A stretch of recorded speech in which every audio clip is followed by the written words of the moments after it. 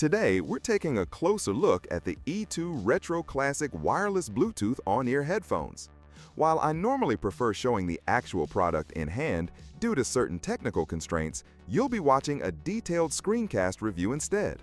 Still, everything I'll talk about here is based on real specs and user experience, so let's dive right into it. The E2 Retro Classic headphones stand out immediately thanks to their vintage-inspired design.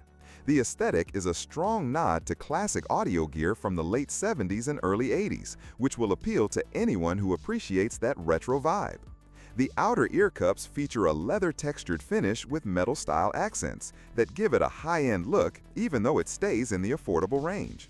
These are on-ear headphones, not over-ear, which means they rest directly on your ears. Comfort is decent with padded cushions that provide some softness during longer listening sessions. However, for extended use beyond a few hours, they might start to feel slightly tight depending on your head size. The build is foldable, making them easy to store and carry around in a backpack or laptop bag. Now, let's talk about performance.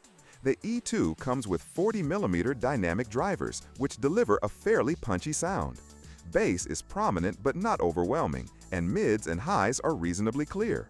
These are not studio monitor level accurate, but for general listening, especially genres like pop, hip-hop, and electronic, the experience is enjoyable. Sound isolation is passive, so don't expect full noise cancellation, but it's adequate for typical indoor or transit use. One of the most advertised features is the insane 90-hour playback time. While real-world use will vary depending on volume and Bluetooth conditions, users have consistently reported going days without needing to recharge. That's a major plus, especially for travelers or those who just hate plugging in another device daily. Bluetooth 5.0 support ensures stable connections with phones, laptops, and tablets. The pairing process is fast and straightforward, and once connected, there's minimal lag.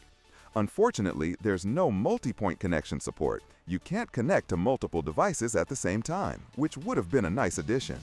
There's also a built-in microphone for taking calls, and while it works fine in quiet environments, don't expect crystal clear call quality in noisy places.